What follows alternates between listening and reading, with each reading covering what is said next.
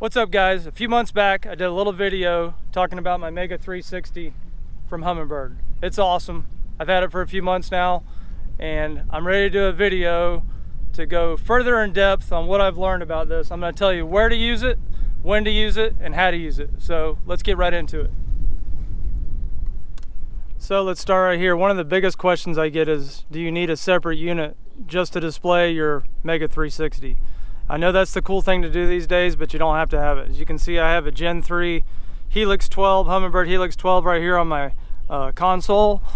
Let's go up here to the front of the boat, and I have a Gen 3 Helix 12, or Helix 10, I'm sorry, up here mounted on the bow. 2 units, that's all. Would it be nice to have an extra unit just displaying it? It would, but you don't have to have it. So let's get into it. You see it says the Mega 360 disabled because it's out of the water. These two little deals right here, when they're in the water, it lets the unit know that the 360 is in the water. And I'll show you here.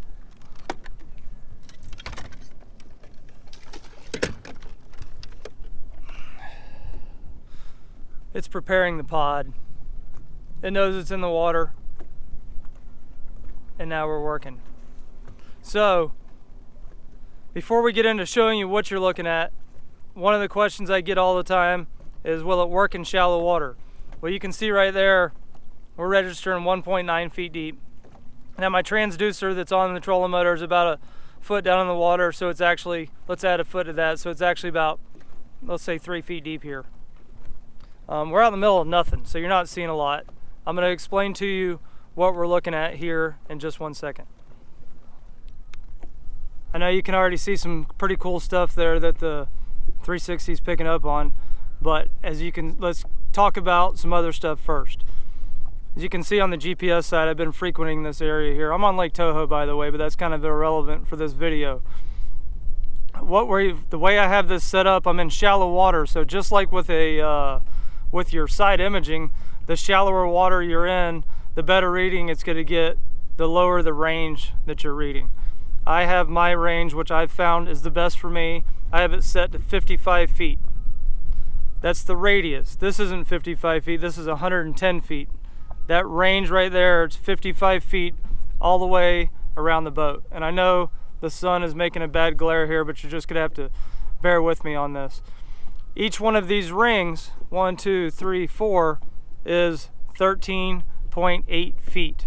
What's a little bit deceiving to some people, and I don't know if you're going to be able to see, this right here, the boat icon, is basically just letting you know where it's reading from. The very front of the boat is right here. My Mega 360 is mounted on the front of the boat, so right there. This is not the back of the boat. When they make these things, they don't know if you're putting this on a 12-foot John boat or a 40-foot offshore boat. So being that the front, the transducer, the Mega 360 transducer is mounted right here, I don't know if you can see this in the video, but there's 2 little white dots back there, and those are my talons.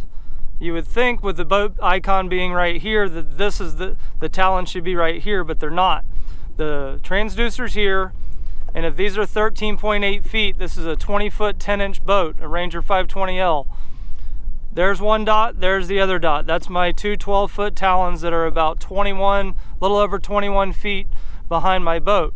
So that would make this 13.8 feet, and this would be around 27 feet. And see how they're right in the middle? Bam, right about 21 feet behind the boat. So that's how I have that set up. That just gives you a better frame of reference of what you're looking at, because you are getting a 360-degree view of the structure that your boat's sitting on. Now, since we're here, what you're looking at, see if you can see this really well. See that big jumbled mess of beautiful potholes right there? Well, that's bluegill beds. It's May, I'm on Lake Toho and Kissimmee, and our bluegill are starting to spawn. Those are bluegill beds. Looking at just this icon here, you would think that those bluegill beds were at about a 45-degree angle off the back of the boat, when they're actually not. They're more parallel to, or straight out from the back of the boat, because here's the talons, here's my 2 talons. This is not the back of the boat, this is the back of the boat. So if you were standing on the back deck of the boat, you could cast straight out about, let's say about a 20 20-something foot cast towards straight out the side from the back of the boat, and you would be in that mess of bluegill beds. And actually, with those little white dots that I can see there in the shadows of the bluegill beds, I know there's some bluegill sitting on those beds right there. So that is what bluegill beds look like when you're looking at your Mega 360. And again, I apologize for the sun. I can't do anything about that. It's just super sunny out here today. There's a better angle. Bluegill beds about 20 feet out. Back of the boat's right here, front of the boat's here. So they're straight out the side, the left side, the port side of the boat, about 20 feet out. Pretty cool. So there's your bluegill beds. Going back into the setup, you have your spin rate.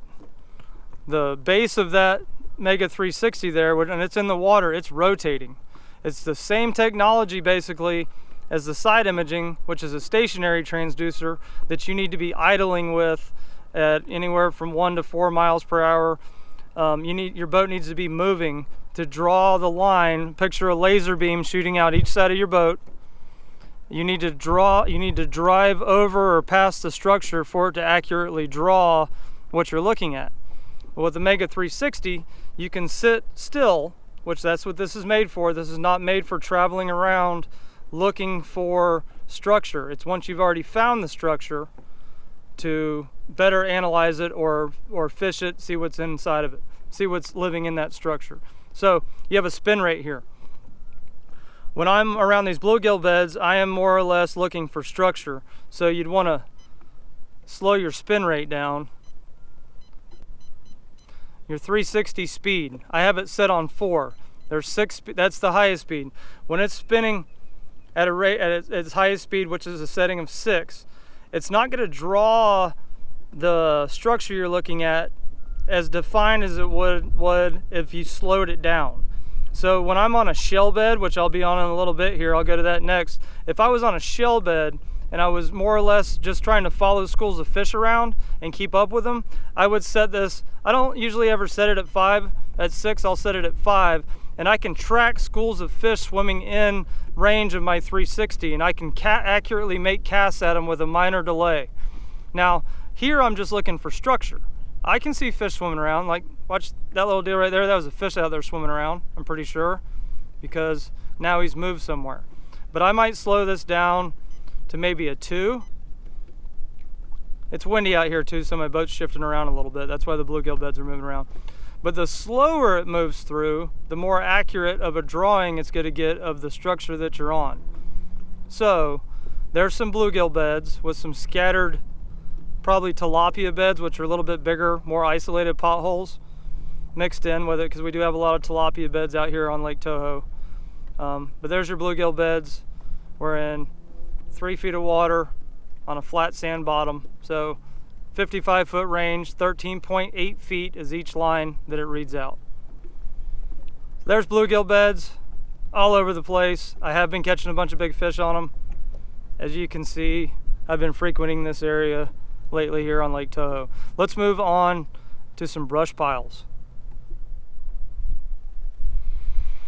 All right, new spot, new stuff to look at. Here, I have my 360 speed drawn way down again because I'm looking at structure and not actually looking for fish. I am on a top secret, nobody knows about it, brush pile. Just kidding. It is actually a state planted fish attractor with artificial brush piles, but there's a whole mess of them out there, and you can clearly see them all over out here in front of the boat. Or I can clearly see them. Again, I don't know what the sun is blocking here, but what you'll see here, this is broadcasting from here. It's bouncing sound waves off that way, and the dark spots that you see here are actually the shadows of the brush piles where the 360 can't read through, so it's bouncing back, leaving a shadow. So let's take this brush pile right here. There's a brush pile right here. This is the shadow that it's casting. Shadow, shadow. There's brush all over the place out here. I'm in a little bit deeper water. As you can see, I'm in about 6 to 7 feet of water if you make up for what the transducer is down in the water. So that's what brush piles look like on the 360. And again, you see either some bluegill or They're not really grouped together like bluegill beds would. Those are probably old tilapia beds. And you can more clearly, because we are in deeper water, see my talons here. 1, 2, about 21 feet behind the boat. So this brush pile that's right here is not 45-degree angle off the back of the boat. If you were standing right here, which would be the back deck of the boat, it's a straight shot out probably 15 feet from the boat. And I have all of the other ones. If I was fishing with my buddy, I would tell him to concentrate on this one while I had all these other ones to fish. So there are brush piles, and I'm basically right on top of a couple of them here. That's brush piles on the 360. Now, another question I get asked is, are they shareable? Are the images shareable with your other units? And for you guys that may be watching this video that fish pro-ams where you have co-anglers, you're not going to like what I'm about to share with people. But people that fish team tournaments or that just fish with your buddy or your wife or your girlfriend or whoever, your fishing partner, you can actually share this image as long as you have the latest software for the Mega 360 downloaded onto the unit, which you can do with that Fish Smart app. You can share it on unit in the back of the boat. Bam! Now your buddy gets to see, who's fishing from the back deck of the boat, gets to see the exact same screen that you're looking at in the front of the boat. How about that? Up there, back here, this is on the 12-inch screen. Brush piles galore. Again, I have my speed rate drawn way down, or it's down on 2, I believe. 2 out of 6, because I'm drawing structure. I'm not necessarily looking for fish. There's some really good images of some brush piles there. And again, I'm going to leave a lot of stuff out, a lot of the features I probably won't mention or I'll forget to mention. But in this video, I'm trying to answer a lot of the questions that I've been asked. So we've done bluegill beds and brush piles. Let's move on to one of my favorite things to fish, which is shell beds.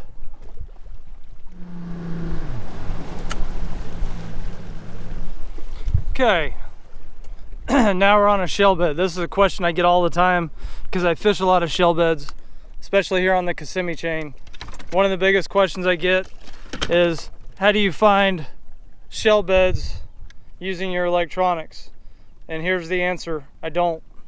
I've never been able to. I don't know what shell beds look like in other parts of the country, but I've never been able to find a shell bed here because they're not that thick. I've been on shell beds in the past that feel like an absolute gravel road when you're going down, when you're pulling a worm or a Carolina rig. Just big, massive mussel shells on top of mussel shells. Our shell beds here on Lake Toho and on the Kissimmee chain, the majority of them aren't that thick, and if you drive through them with your side imaging, you're not going to see a whole lot. But what I do find on shell beds are fish. And I'm on a shell bed today, right now, at the absolute wrong time of the day, because here it's mostly a morning bite on a shell bed.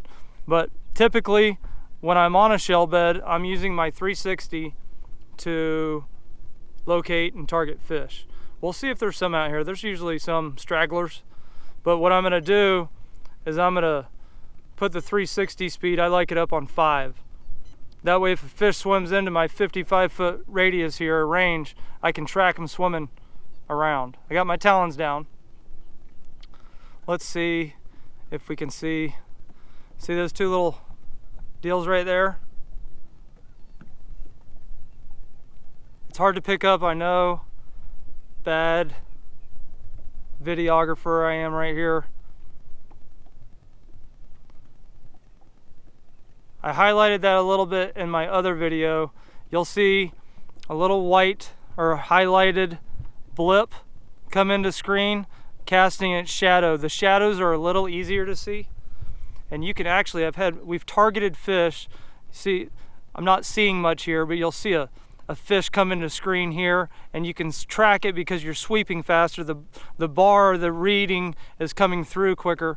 You'll see a fish swim into there into your range. Maybe it comes in here, the next time it sweeps by, it's over here, it's over here, it's over here, it swims off. Sometimes it'll come in here, or a whole school will swim in, and you'll see 8 or 10 little highlighted areas with shadows around them or behind them, and you can cast at them and catch them. I've done it numerous amounts of times. I've had customers catch them. Earlier today when I was fishing with some people, I saw a fish on the 360 that he happened to catch. So that's what a shell bed looks like on your 360. It doesn't look like much, except for when there's fish swimming around. Might be a couple little fish right there. Well, where'd they go? Anyway, I do not find shell beds with my electronics. I find them with a Texas rig worm. That's how you find them. If you can find them with your electronics, let me know. I haven't been able to do it. It's nothing to do with Humminbird. It's just the nature of the beast. There's not a lot to look at on a shell bed with any kind of electronics that you're using. Another thing I want to talk about is when you should use side imaging versus using 360. Side imaging, again, it's a stationary reading. It's broadcasting whatever your setting is, 55, 100 feet, 200 feet, whatever you have it set at, it's broadcasting out to the starboard and port side of your boat. Just drawing basically a laser beam. You need to drive your boat, idle your boat, so it can take that laser beam like a 3D or scanner and scan the images that you're going over. Once you've located the structure that you want to fish or a school of fish, that's when you're going to sit and turn on your 360 in a fixed location and let that scan. That's your movement. The 360 spinning and it's broadcasting around the boat. Do I use it when I'm just fishing along a bank or through structure? I do.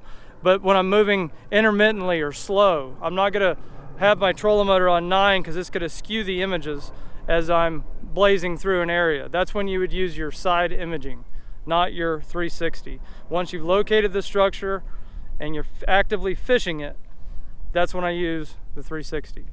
I got one more. We don't have big boulders here on Lake Toho, but we do have messes and piles and acres of hydrilla. So I'm going to show you what some isolated hydrilla beds look like in just a second. Oh, here we are around some beautiful, topped out, isolated patches of hydrilla. This is not a solid mass of hydrilla. It's patches with just sand bottom and some tilapia and bluegill beds and stuff like that all in between them. So you can see them on the surface out there, matted up on the surface, all green and nasty looking. And when we go down here to the 360, it's exactly what you're looking at. Now right here, you see how it's all blacked out shadow here? That's because we're really close to this big mass of hydrilla right there, and it's not reading through that hydrilla. So what we're looking at right here is that big mass of hydrilla that's right there. Depth is a little deceiving with the GoPros because I'm not zooming in or zooming out, but that is about 25 feet, 26 feet from the boat. And if we look here, 13.8, another 13.8, there's the hydrilla bed. There's an isolated patch up here. Hydrilla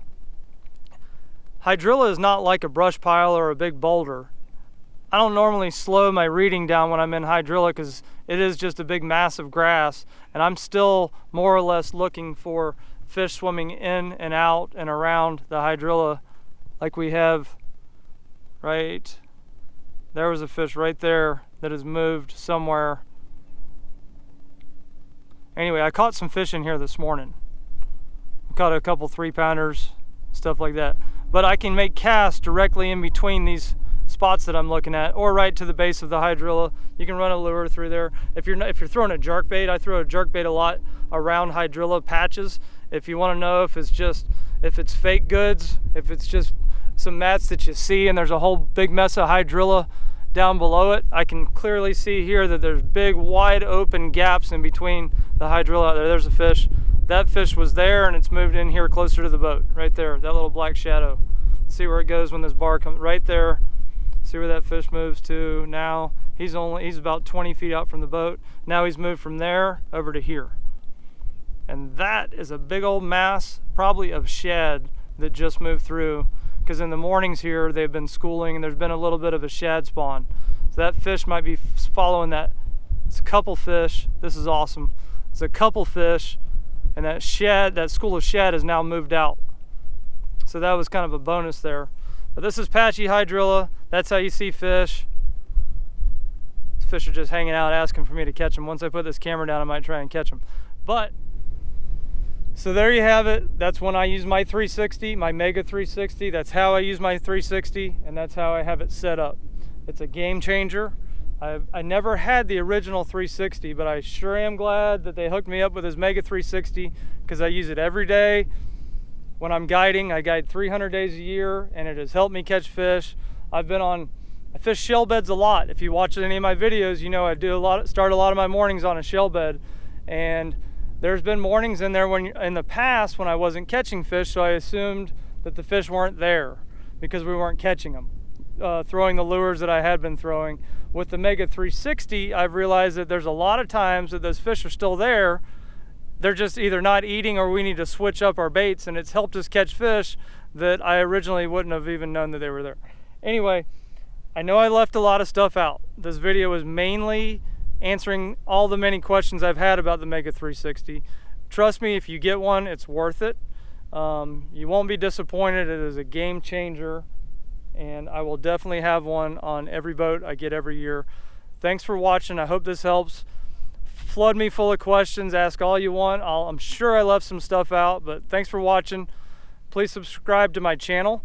I have a great giveaway trying to get to 12,000 subscribers. I'll put some information on that in the description, and we will see you next time. Get the Mega 360.